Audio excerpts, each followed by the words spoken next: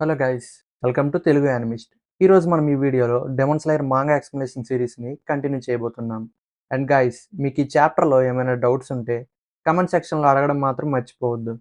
నేను నా next video స్టార్టింగ్లో చిన్న Q&A సెషన్ లాగా పెట్టి మీ డౌట్స్ అన్ని క్లారిఫై చేస్తాను. అండ్ తప్పకుండా మీకు ఈ వీడియో నచ్చినట్లయితే ప్లీజ్ లైక్ అండ్ సబ్స్క్రైబ్ చేయండి. అలాగే నా ఇన్స్టాగ్రామ్ పేజ్ని ఫాలో అవ్వండి.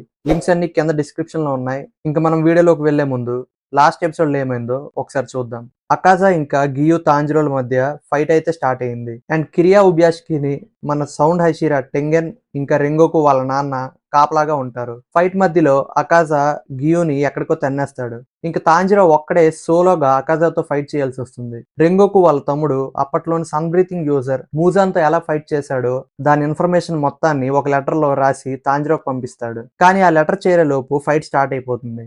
ఇంకా లాస్ట్కి అకాజా చేతిలో తాంజిరో పని అయిపోయిందనే టైంకి గియు వచ్చి సేవ్ చేస్తాడు. అంతటితో లాస్ట్ ఎపిసోడ్ ఎండ్ అవుతుంది. ఇంకా నెక్స్ట్ ఏం జరుగుతుందో చూద్దాం. Chapter 150 realisation.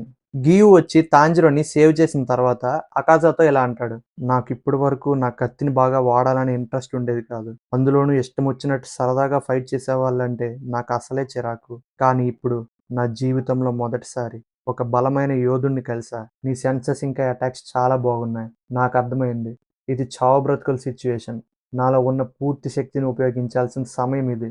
ఇక తగ్గేదేలే అని గియు అనడంతో తాంజిరో గియు ఫేస్ని చూసి షాక్ అయిపోతాడు. కట్ చేస్తే గియు ఫేస్ పైన డెమన్ స్లేయర్ మార్క్ ఉంటుంది. ఇంకా గియు అటాక్ చేయడం స్టార్ట్ చేస్తాడు. మార్క్ వచ్చింది, వీడి స్పీడ్ కూడా పెరిగింది. Breath of the water, fourth form, striking tide. ఏంటి వీళ్ళు ఎంత ఫాస్ట్గా ఉన్నారు?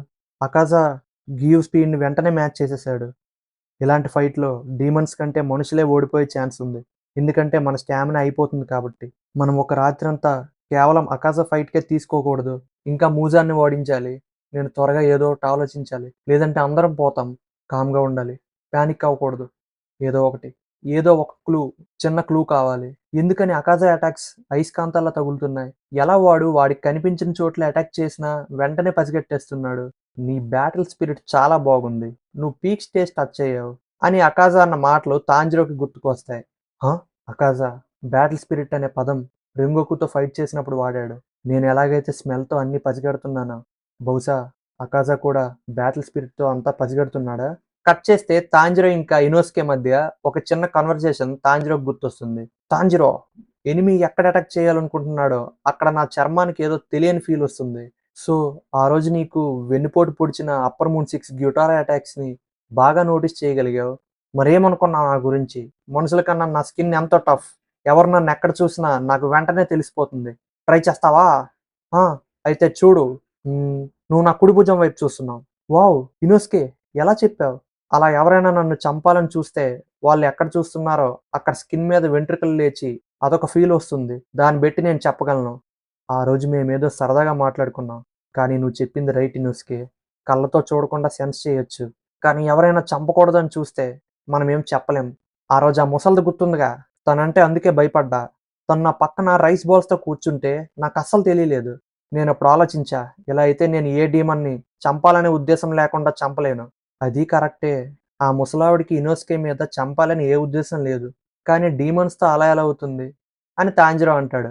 ఇంక కట్ చేస్తే ప్రెజెంట్ ఫైట్‌లో తాంజిరో అంతా ఆలోచిస్తాడు. అకాజా యూజ్ చేస్తున్న కంపాస్, దాన్ని మనం అడ్డుకోగలమా?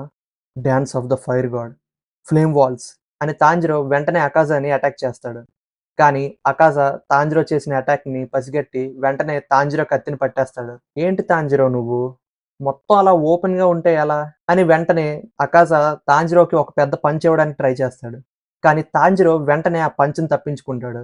బ్యాటిల్ స్పిరిట్, అయస్కాంతంలా అటాక్స్, కంపాస్, చంపాలనే ఉద్దేశం, పీక్ స్టేజ్.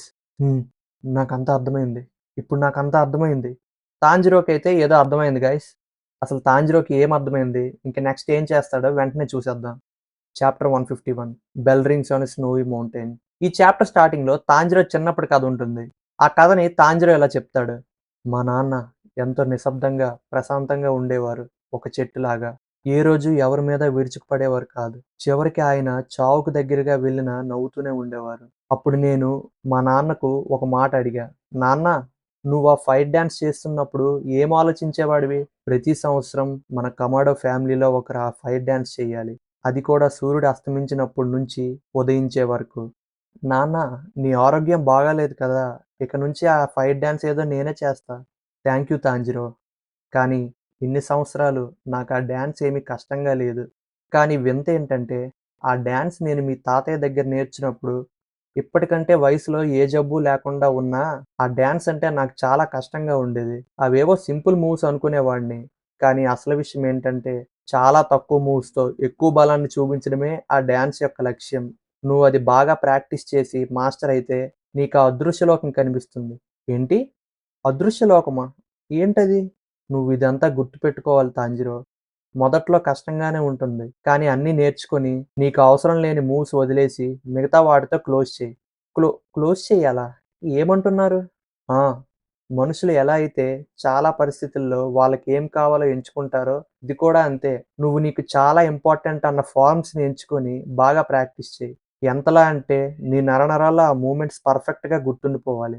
ఆ తర్వాత నువ్వు కనురెప్పలు వేసినంత ఈజీగా ఆ డాన్స్‌ని చెయ్యొచ్చు. అలా పర్ఫెక్ట్‌గా వస్తే నువ్వు ఆ దృశ్యలాకాన్ని చూడగలవు. కానీ దానికొక లిమిట్ ఉంటుంది. అదే నీ బలం. నాన్న, నేను ఆ అదృశ్యలోకం చూడాలనుకుంటున్నా. ఆ! తప్పకుండా. నువ్వు నమ్మకం కోల్పోకుండా కష్టపడు. ఖచ్చితంగా చూడగలవు తాంజిరో అని వాళ్ళ నాన్న అంటారు. ఆ తర్వాత మనకింకో కథొస్తుంది. ఈ కథ తాంజిరో వాళ్ళ నాన్న అనారోగ్యంతో చనిపోయిన 10 రోజుల ముందు నాటిది. ఆ రోజు రాత్రి తాంజిరో వాళ్ళ నాన్న అందరూ పడుకుండగా లేచి తాంజిరోని లేపి బయటికి తీసుకువెళ్తారు. అక్కడేం జరుగుతుందో చూద్దాం. తాంజిరో: హ్మ్. ఏంటి నాన్న? నాతో రా. హ్మ్. అలాగే. ఆ రోజు మా నాన్న బయటికి తీసుకువెళ్లారు. అక్కడేమో పెద్ద ఎలుగుబంటి ఉంది. ఆ ఎలుగుబంటి వస్తే తెలియాలని మా చుట్టుపక్కల వాళ్ళంతా గంటలు కట్టారు. కానీ మా నాన్న ఆ శబ్దం వినక ముందే ఎలుగుబంటి వచ్చిందని పసిగట్టారు. ఆ ఎలుగుబంటి దాదాపు 6గురిని చంపేసి తినేసింది. అది మా నాన్నకి డబుల్ హైట్ ఉంది. మా నాన్నకేమో ఆరోగ్యం బాగాలేదు. చేతిలో చాలా చిన్న గొడ్డలి ఉంది. మా ఇంట్లో ఎటువంటి తుపాకీలు కూడా లేవు. ఇప్పుడేం చెయ్యాలి? నాన్నకేమవుతుంది? అని నేను చాలా భయపడ్డా. కానీ మా నాన్న ఇలా అన్నారు. నాకు తెలుసు నీకు ఆకలిగా ఉందని. కానీ నువ్వు ఇంకొక అడుగు ముందుకేస్తే నా వాళ్ళని కాపాడుకోవడం కోసం నిన్ను చంపాల్సి వస్తుంది. నన్ను క్షమించు. నేనది చూసి షాక్ అయిపోయా. దాని తల మా నాన్న సైజ్ అంతుంది. అతని మూవ్‌మెంట్స్ నేను నా కళ్ళతో చూడలేకపోయా. కనురెప్ప పాటులో అంతా జరిగిపోయింది.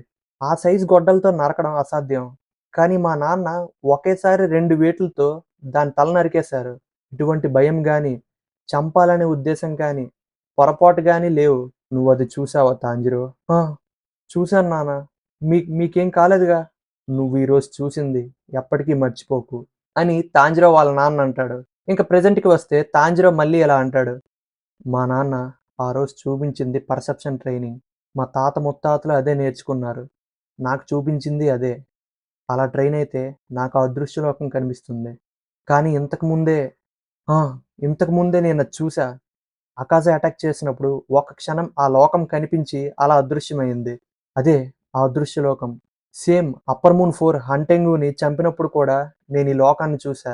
ఈ అదృశ్యలోకాన్ని చూడడం వల్లనే అకాజా చేసే అటాక్‌ని ఇందాక ఆపగలిగా. లేదంటే అక్కడే చచ్చేవాడిని. గియూసాన్ ఫైట్ చేస్తుండగానే నేను దీన్ని యూజ్ చేస్తా. నాన్న, ఇనోస్కే, థాంక్ యూ. గైస్, ఇంక తాంజిరో ఏం చేస్తాడో తెలుసుకునే లోపు ఇంకా ఈ వీడియోకి లైక్ చేయకపోతే ప్లీజ్ లైక్ చేయండి. ఇంకా నెక్స్ట్ చాప్టర్‌కి వెళ్ళిపోదాం. Chapter 152 see through world. ఇంకా ఈ చాప్టర్ స్టార్టింగ్‌లో తాంజిరో ఇలా అంటాడు. మా నాన్న చెప్పిన అదృశ్య లోకంలోకి వెళ్ళినప్పుడు నా మూవ్‌మెంట్స్ ఇంకా ఎస్కేపింగ్ స్పీడ్ బాగా ఇంప్రూవ్ అయ్యాయి. నా ప్రత్యర్థి శరీరం మొత్తం ఒక ఎక్స్‌రేలా కనిపించింది. నెక్స్ట్ ఏ అటాక్ వస్తుంది? ఎలా ఫైట్ చేస్తున్నాడు? అన్నీ ముందు కంటే చాలా ఫాస్ట్‌గా తెలుస్తున్నాయి. నేను నా బ్యాటిల్ స్పిరిట్ ఆఫ్ చేస్తే అకాజా నన్ను గమనించలేకపోవచ్చు అని తాంజిరో అనగా గియు ఇంకా అకాజాల మధ్య ఫైట్ అస్సలాగదు. ఏంటిది? ఎంతలా కట్ చేసినా వీడికి ఏం కాట్లేదు. వీడు స్ట్రాంగ్ అని తెలుసు. కానీ గురి తప్పకుండా ప్రతి అటాక్ అలా ఎలా చేస్తున్నాడు. వీడు నాతో ఫైట్ చేస్తూ చేస్తూ నా ఫైటింగ్ ఫార్మ్స్ అంతా తెలుసుకున్నాడు.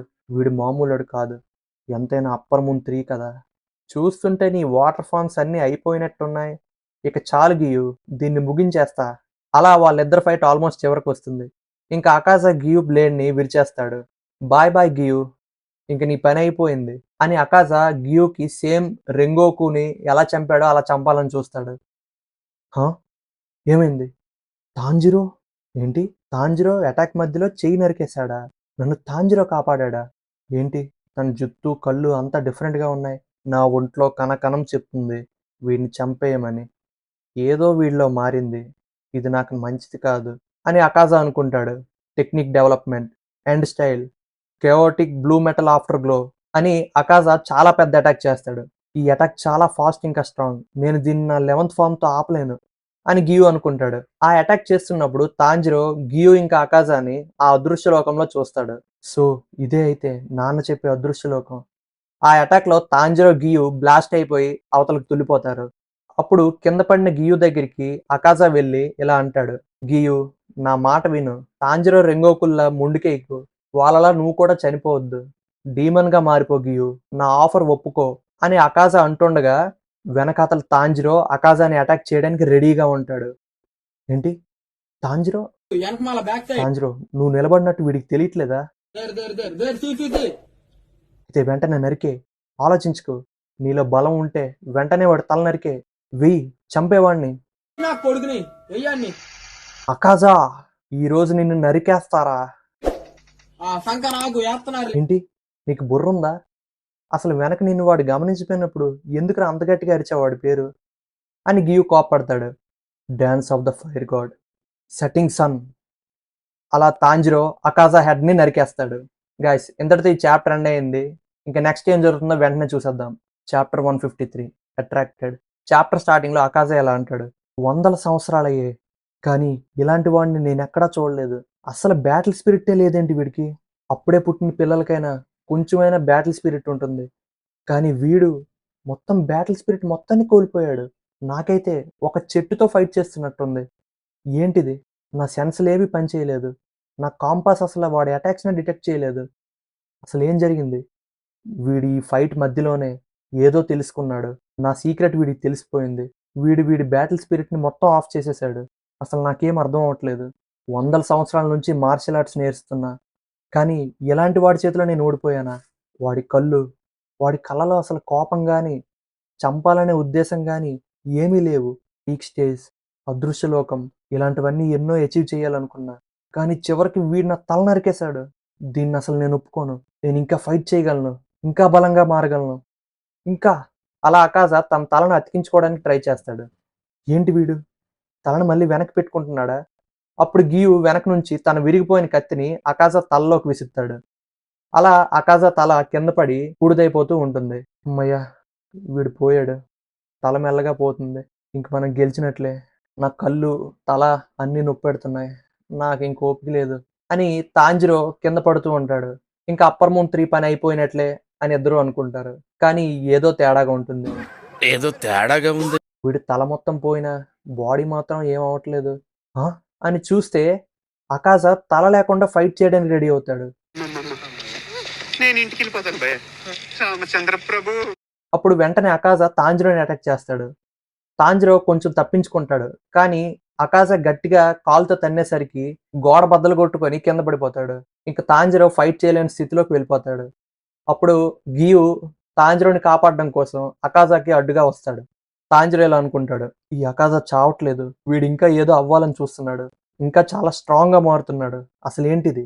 గ్యుటారో లాగా తల నరికితే చావడా వీడు కూడా? అకాజా కూడా మూజాన్ లాగా తల నరికితే చావకుండా మారిపోయేటట్టున్నాడు. వెంటనే ఆపాలి. ఇంకా ఫైట్ చేయాలి. కానీ నాలో శక్తి లేదు అని తాంజిరో స్పృహ కోల్పోతూ ఉండగా గియు వచ్చి తాంజిరోని సేవ్ చేస్తాడు. Breath of the water, 4th form, striking Tide. నువ్వు తాంజిరో దగ్గరికి వెళ్ళాలంటే ముందు నన్ను చంపాలి. అలా అకాజా బాడీని కట్ చేస్తాడు. కానీ వెంటనే రీజనరేట్ చేసుకుంటాడు. ఇంకా గియుకి కూడా తెలిసిపోతుంది అకాజాని ఇంకా ఆపలేమని. అప్పుడు అకాజాకి ఏవో జ్ఞాపకాలు గుర్తుకొస్తాయి. సామురాయిగా మనం మారాలంటే మనం మన చేతులనే యూజ్ చేయాలి. మనకి కత్తులు ఉండవు. మన గుండెలే మన కత్తులు. ఆ? ఏంటి? ఏంటి మెమొరీ? ఎవరిదంతా? ఏహ్! అసలు ఎవరు మీరంతా? హకుజీ ప్లీజ్ ఇక చాలు అని ఒక అమ్మాయి అకాజా చేయి పట్టుకొని బతిమలాడుతూ ఉంటుంది. సో ఇంతటితో ఈ చాప్టర్ ముగిసింది గైస్. అసలు అకాజాని ఆపుతున్న ఆ అమ్మాయి ఎవరు? అకాజా ఇంకా ఫైట్ చేయగలడా లేదా చనిపోయినట్లేనా? అసలు ఆ కల్లో కనిపించిన వ్యక్తి ఎవరు? నెక్స్ట్ వీళ్ళిద్దరు ఫైట్ ఇంకా ఏమవుతుంది అని తెలుసుకోవాలని ఉంటే నెక్స్ట్ వీడియో కోసం వెయిట్ చేయండి. సో ఇంతవరకు ఈ వీడియో చూసినందుకు థ్యాంక్స్. నెక్స్ట్ వీడియోతో మళ్ళీ మీ ముందుకు వస్తా. Bye bye.